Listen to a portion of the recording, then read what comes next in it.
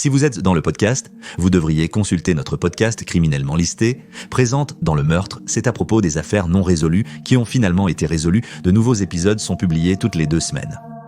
Disponible sur Spotify, Apple Podcasts, Stitcher et toutes les plateformes de podcast. Numéro 3, Roi tueur. Dans fin des années 80, l'auteur d'horreur Stephen King, très respecté et extrêmement populaire, vivait dans le Maine. Ayant déjà écrit des romans désormais classiques comme Carrie, The Stand et The Shining, King faisait la tournée pour promouvoir son dernier livre, Firestarter, quand il a tué John Lennon. Du moins, c'est la théorie du complot farfelu célébrée par un fan des Beatles nommé Steve Lightfoot. L'obsession de Lightfoot à prouver que l'auteur a tiré sur le chanteur a commencé peu de temps après l'assassinat de Lennon le 8 décembre 1980. Lightfoot n'a jamais vraiment donné une bonne raison pour laquelle il a commencé à soupçonner que Stephen King a tué John Lennon, autre que le fait que Stephen King des années 1980 ressemblait vaguement au meurtrier condamné de Lennon, Mark David Chapman.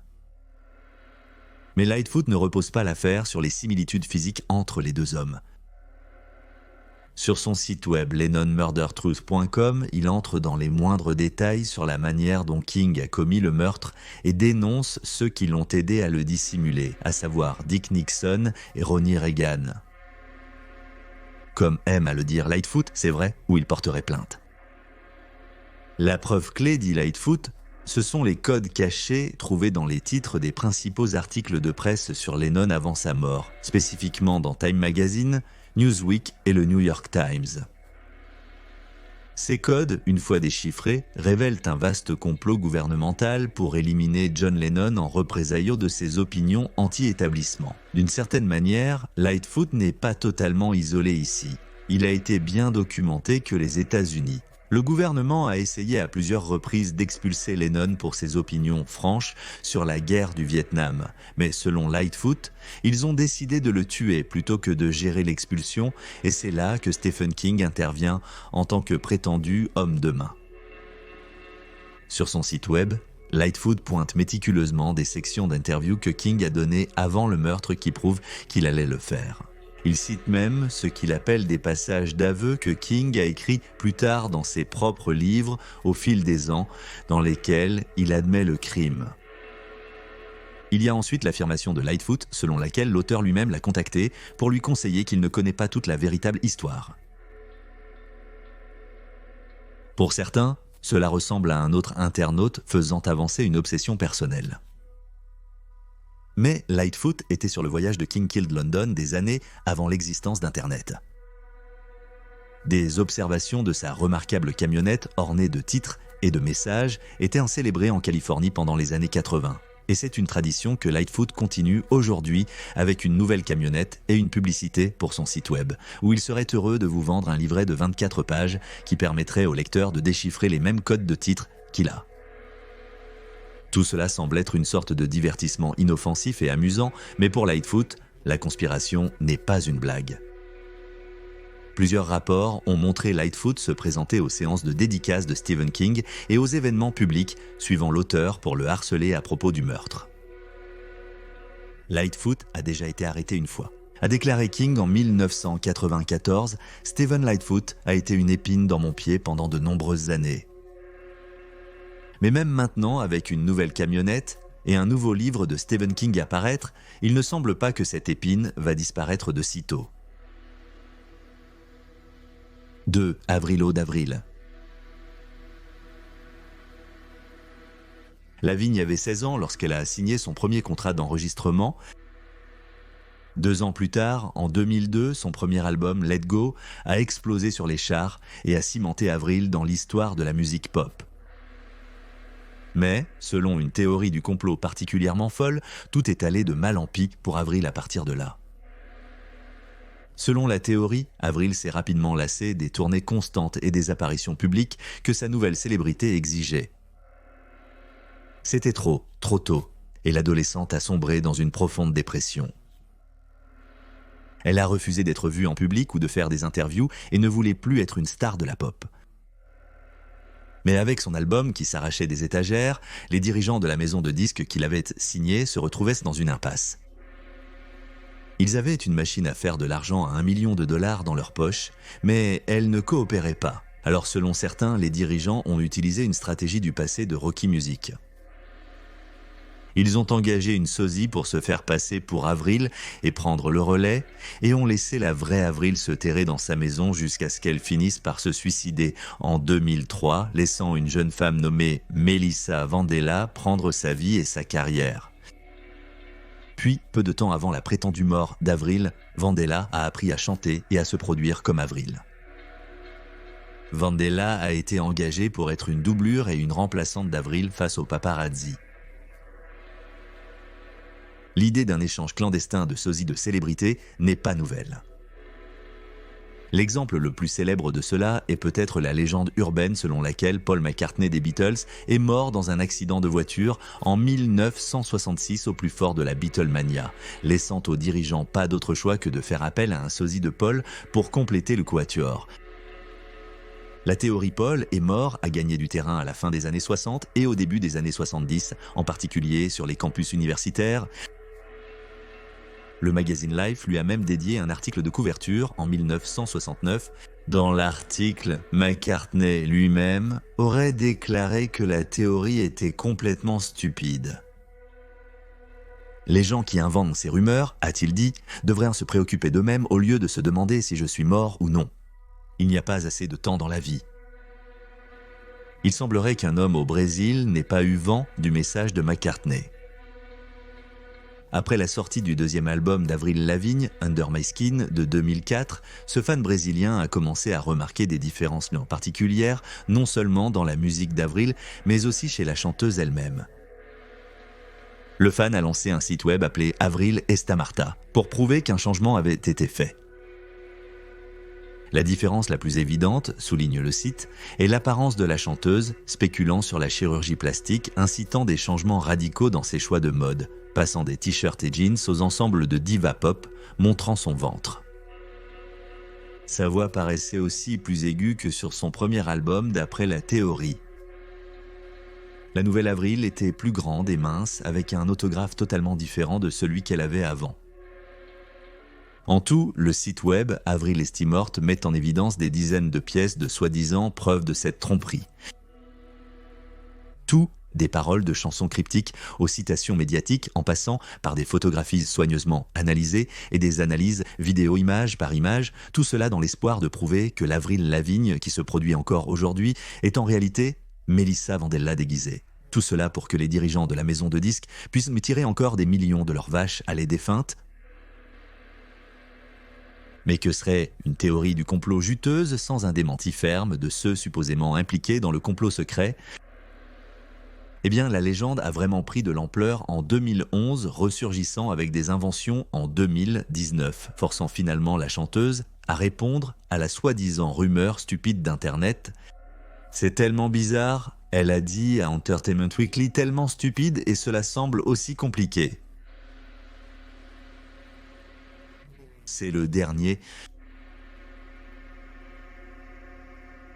Nous sommes dans les années 60 en Amérique et tout est sur le point de changer fondamentalement.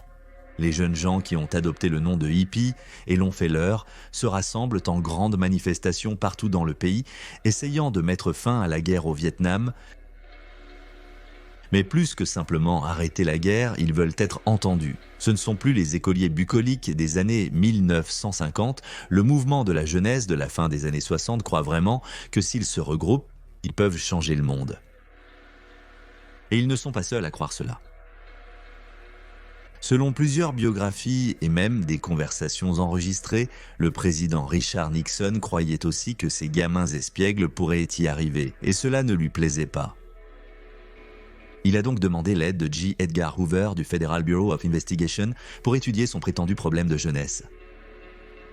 Plus tard, il a fait appel au directeur de la CIA, Dick Helms, pour faire de même. Et il a appelé ce programme de surveillance intérieure le plan Houston.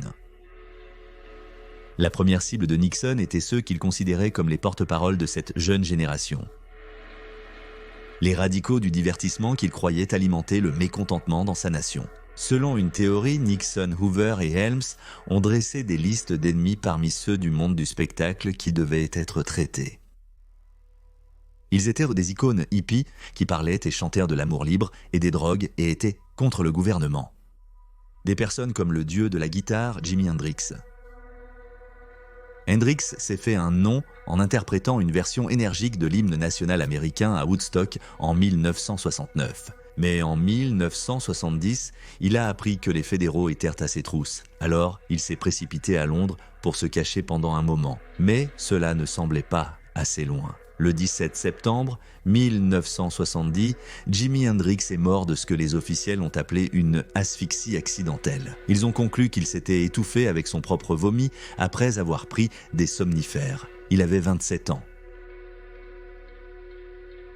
Puis, le 4 octobre 1970, seulement 17 jours après la mort choquante de Hendrix, alors que les hippies pleuraient encore son décès, l'icône du rock et du blues Janis Joplin a été retrouvée morte sur le sol de son appartement d'hôtel. Figure emblématique de la scène hippie à San Francisco, lieu de naissance du mouvement contre-culturel, Joplin avait fait l'éloge des avantages de l'amour libre et de l'utilisation de narcotiques pour ouvrir son esprit à une manière de penser libre.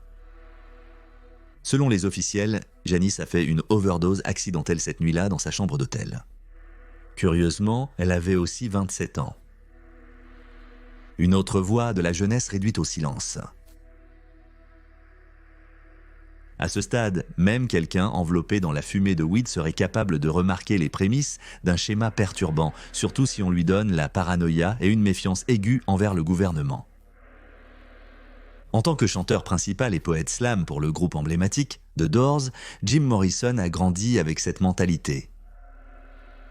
Après tout, il était un enfant de militaire, passant de base navale en base navale à la suite de son père haut gradé, qui, en 1970, était un contre-amiral aux États-Unis. Marine.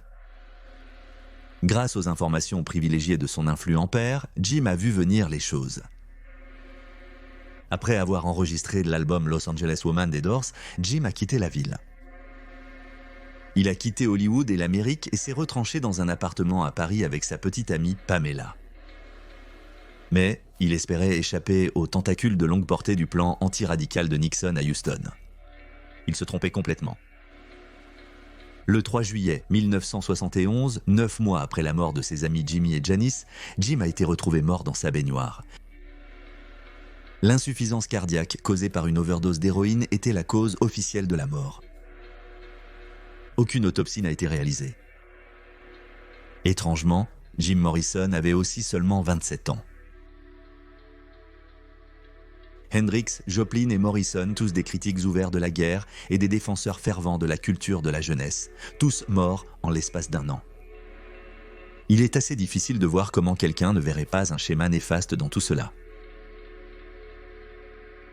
Plus tard, la publication de dossiers du Federal Bureau of Investigation très détaillés sur les trois chanteurs a confirmé l'idée que les fans les surveillaient. Entrait le cinéaste Larry Buchanan.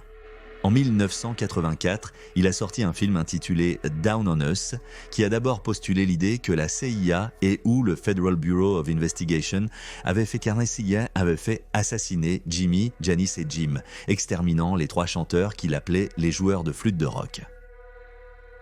Le film a été mal accueilli. Le New York Daily News l'a qualifié, je cite, de l'œuvre d'un martien dont la compréhension de la contre-culture provient de vieux numéros du magazine Life. Fin de citation. Cela a apparemment été suffisamment intriguant pour susciter une théorie du complot malgré tout. Comme pour beaucoup de théories du complot captivantes, d'autres adeptes ont repris le flambeau et l'ont propagé. Finalement, celle-ci a évolué pour ajouter que parce que Morrison avait été prévenu par son père que le gouvernement le recherchait, il a en fait simulé sa propre mort à Paris et a continué à vivre en France et plus tard à New York, où il vit toujours aujourd'hui sous le nom de William Lawyer. Soit cela, soit Morrison est devenu un moine catholique et est mort dans un monastère espagnol en 1974. Certains sont allés encore plus loin, joignant le fil rouge mince avec des soi-disant preuves que la CIA a créé Charles Manson par le lavage de cerveau afin de donner une mauvaise image à la contre-culture dans l'esprit du public américain. Pour sa part, le réalisateur Buchanan croit fermement que les événements dépeints dans son film sont vrais, racontant au Phoenix Times en 1991 « C'est une histoire vraie, absolument, personne n'a jamais contesté quoi que ce soit que vous voyez dans le film. Et il est heureux qu'au moins s'il ait fait parler les gens de l'idée même de vastes conspirations gouvernementales des années avant Oliver Stone. » Nous avons allumé le feu, a-t-il dit. Excusez le jeu de mots.